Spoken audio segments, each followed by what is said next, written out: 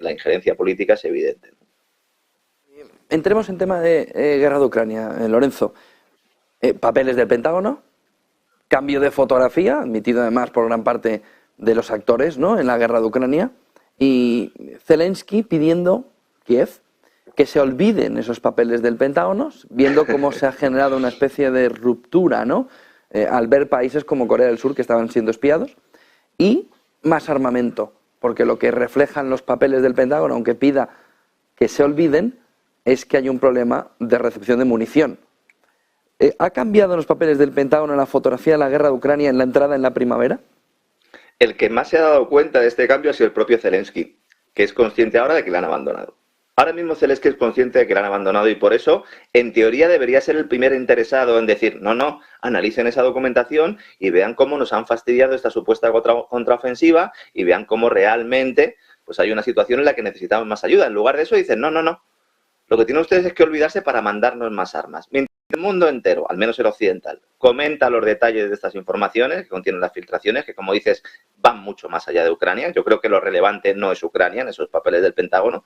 Lo relevante es Israel, lo relevante es Egipto, lo relevante es Corea del Sur. Pues los grandes medios de comunicación de Estados Unidos nos están diciendo, están advirtiendo sobre las consecuencias nefastas que puede tener toda esta documentación para la estrategia militar del ejército ucraniano, y al ejército ucraniano todo esto le importa un pimiento. Esto es muy importante, es muy revelador, porque da la razón a aquellos que apuntan que al menos en relación con la guerra de Ucrania, esos documentos que han acabado en las redes sociales, tras haber salido de una instalación militar anglosajona, en realidad no aportan tantos datos relevantes como se está apuntando desde el pensamiento único occidental, refiriéndome a Ucrania, insisto. Por eso, tanto Zelensky como su asesor de presidencia, Podolyak, han salido públicamente diciendo, oigan, señores aliados de la OTAN, aunque Ucrania no está en la OTAN, señores, por favor, dejen a un lado estas informaciones, sigan mandándonos armas y sigan mandándonos dinero porque tenemos un problema gravísimo, ¿no?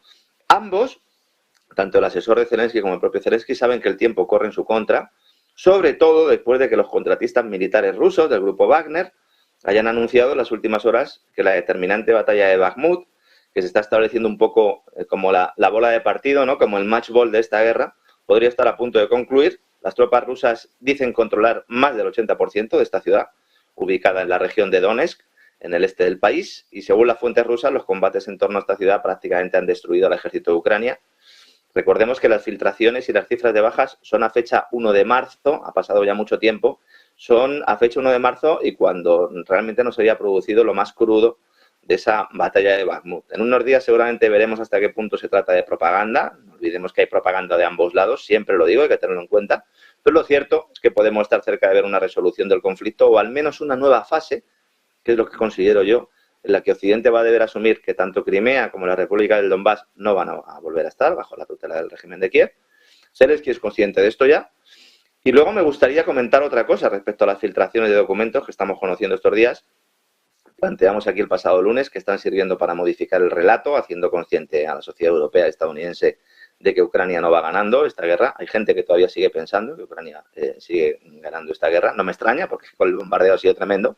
Pero es que buena parte de esa información que aparece en los documentos es falsa desde su origen. Es decir, no es que haya sido solo manipulada a posteriori, que lo ha sido a posteriori, sino que también se ha hecho a priori, porque algunos de los datos que aparecen suministrados por la inteligencia de los países OTAN, es decir, los datos suministrados para la elaboración de esa documentación, para confeccionar estos documentos, no son ciertos. Y lo sabemos, y nos sirve como ejemplo el caso de los famosos misiles que supuestamente Egipto habría enviado a Rusia, cuya existencia ha sido desmentida por el propio John Kirby. El Coordinación de Comunicaciones Estratégicas del Consejo Nacional de Seguridad de la Casa Blanca dice que no tiene constancia de que Egipto haya mandado armamento a Rusia, cuando el Pentágono le estaba diciendo que sí. Hay muchas implicaciones, claro, porque que esto se haga público evidentemente es un problema. Egipto tiene una alianza con Israel potente, con Estados Unidos también. Una vez más estamos en un juego de humo y espejos en los que los servicios de inteligencia de distintos países hacen su propia guerra, pero también en clave interna. Porque esto no lo podemos analizar solo desde un punto de vista de Rusia contra Estados Unidos contra China. No. Hay ahora mismo dos facciones claras en las entrañas del complejo militar industrial estadounidense, que son los que quieren dar carpetazo a la cuestión ucraniana y los que quieren seguir dándole hilo a la cometa. Aunque ello puede implicar incluso una confrontación nuclear. Y yo, ante esto, Solo te digo una cosa, José Antonio, esperemos que ganen los primeros. Porque como ganen los segundos, a lo mejor no hacemos más programas, ¿no, José Antonio? Bueno, vamos a ver, no solo